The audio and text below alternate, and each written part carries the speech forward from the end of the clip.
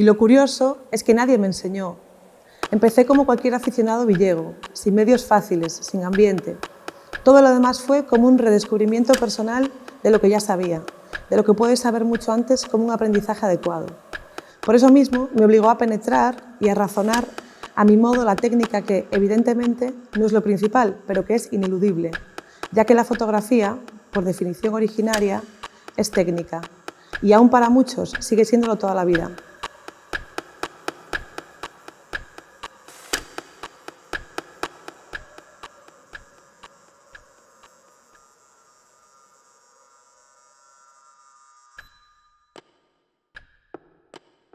Xosé Veiga Roel, ou José Veiga Roel, é un señor que nace aquí en Betanzos a finais do século XIX e, nada, pasa os seus primeiros anos traballando no comercio familiar que teñan aquí no casco histórico e pouco a pouco dase a coñecer no eido cultural da cidade gracias aos seus debuxos, as súas miniaturas que facía e demais.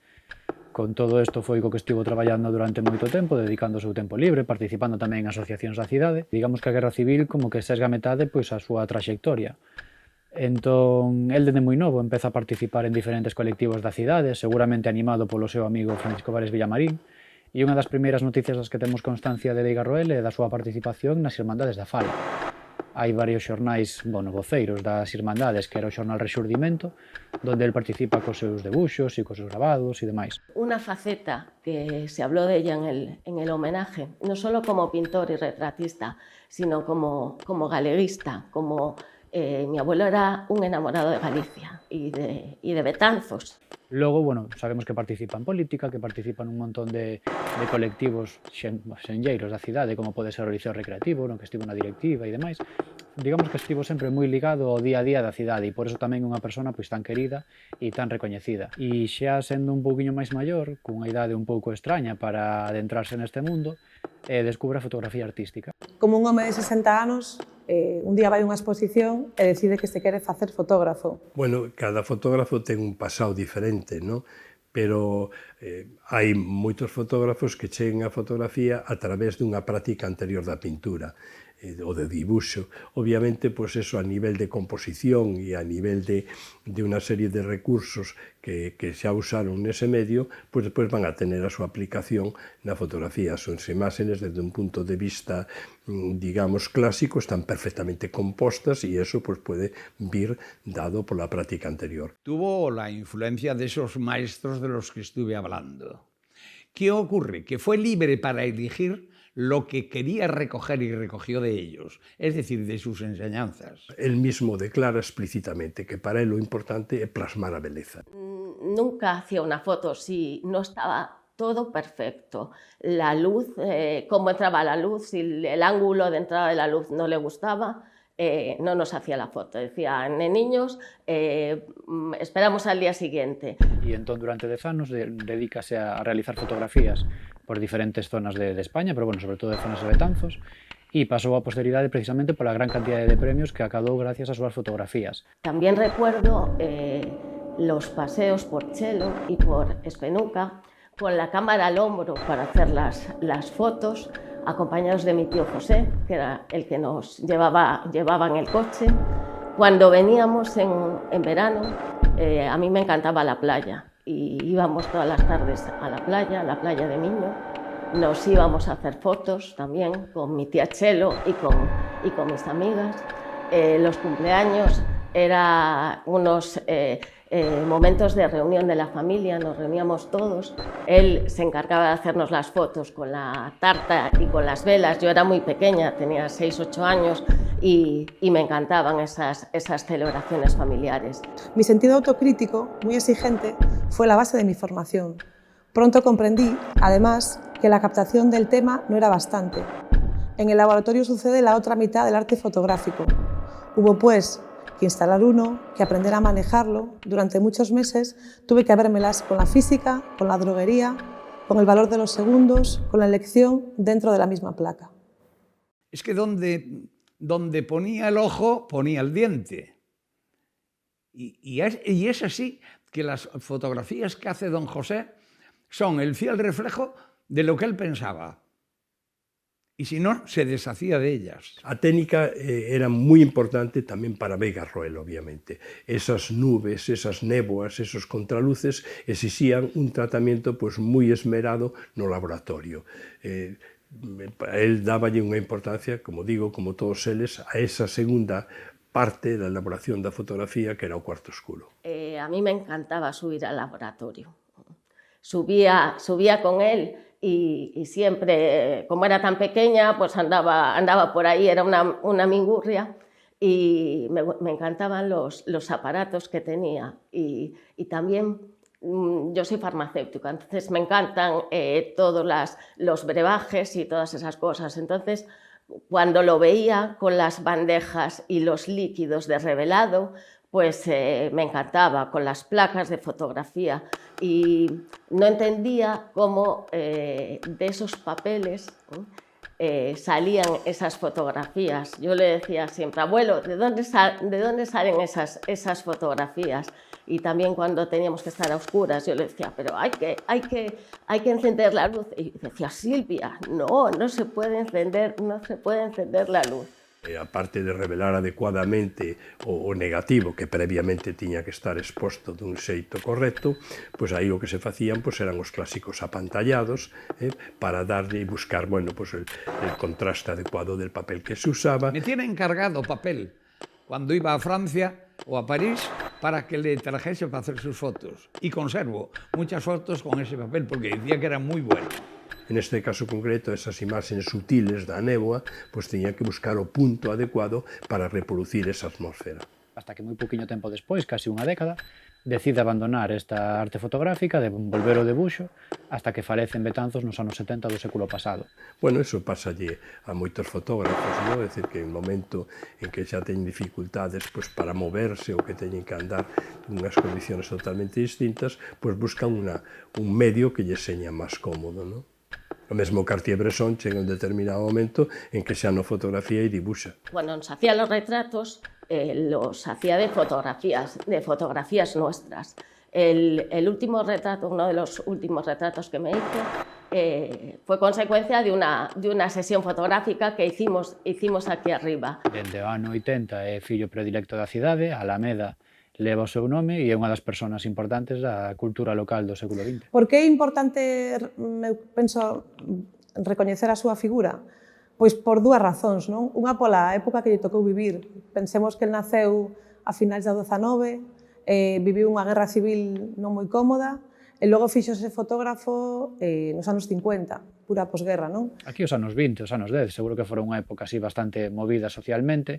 Despois, como en todos os lados, o tempo de posguerra seguramente fose máis complicado, pero, bueno, xa cando de cara ao final do franquismo, que coincide un pouco tamén, pois a partir dos anos 60, cando ele empeza a facer fotografías, pois, bueno, seguramente que pouco a pouco xa estaba cambiando a cidade, xa empezaron a aparecer pois barrios ou construccións que máis ou menos xa todos coñecemos, e el tocoulle vivir esa transformación que tamén aparecen representadas nas súas fotografías. A segunda razón é porque, se o pensamos, el cando empezou, se fixe fotógrafo, obtuvo máis de 160 premios, non? É dicir, é unha valor moi recoñecida. Penso que esas dúas razóns son bastante importantes para recuperar a súa memoria. En aquel momento, a fotografía no profesional realizábase todo nas agrupacións fotográficas, non? Os fotógrafos acudían a los concursos que convocaban estas agrupaciones e buscaban pois, os premios. Veiga Roel é o fotógrafo máis premiado dos fotógrafos galegos, non?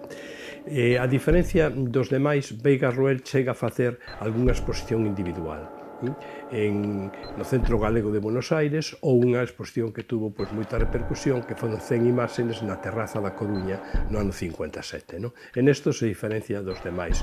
Veiga en aquel momento, como era o que máis premios ganaba, pois tiña gran prestixio e o consideraban un pouco o representante da fotografía clásica, porque en aqueles momentos se produce un debate entre lo que chamaban fotografía moderna e fotografía clásica. No? En Galicia a fotografía moderna estaba representada por Ricard Terré e consideraban que el maior representante da clásica pues era Veiga Roel.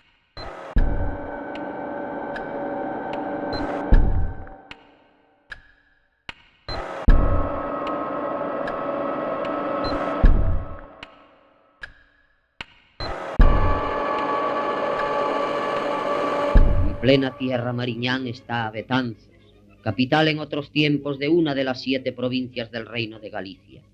Es el Brigantium Flavium de la época romana. En su paisaje de estuario se disfruta de una luz particularmente amada por los pintores y aguafuertistas. El río Mandeo se desenvuelve entre hermosas riberas cuajadas de pueblos, entre matizados cultivos.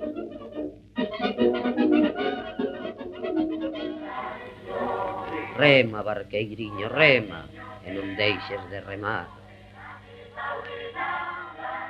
José Veiga Roel estuvo sin duda alguna condicionado al lugar de nacimiento. Hai quen di, hai algún erudito que di que, bueno, que se non fose por estar tan ligado a Betanzos, seguro que tería despuntado moito máis como fotógrafo, pero eu creo que os betanceiros podemos agradecer precisamente eso, que utilizar a Betanzos casi como un decorado para as súas fotografías, e, bueno, gracias ao seu ollo, pois apareceron en publicacións de todo o mundo, porque tamén sabemos que en América tiñan publicado moito. E podíamos decir, sin equivocarnos, que o 90% das fotografías seguramente tivesen de protagonista a cidade de Betanzos ou os veciños de Betanzos. Xa fosen os nenos xogando nas plazas, os areeiros traballando na ría ou a xente recollendo lúpulo, pero ao final Betanzos, por un lado ou por outro, aparecían nas súas fotografías. O cal, bueno, pois non deixa de ser importante. E para o resto do país, pois porque moitas veces representaba esas escenas típicas de Galicia que seguramente non fosen as máis atractivas para fotografiar, pero que gracias á súa arte, digamos, pois sí que o facía dunha forma que chegaba a chamar a atención. Entón, pensade que un montón de revistas turísticas utilizaban as súas fotografías. El foi premiado polo Ministerio de Información e Turismo precisamente polas súas obras. E iso quere decir que era unha imaxe que se axudaba a vender un pouco pois a realidade do noso día a día.